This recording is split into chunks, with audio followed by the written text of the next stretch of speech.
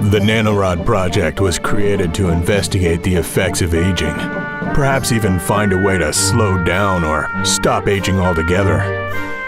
Reese and Bouvet, along with others, had been working fervently on the venture. Reese knew Bouvet was ambitious and willing to take her chances on testing. Callista, we have it. I am serious. Everything checks. Here it is. Ezra, if this doesn't work, I will have your head.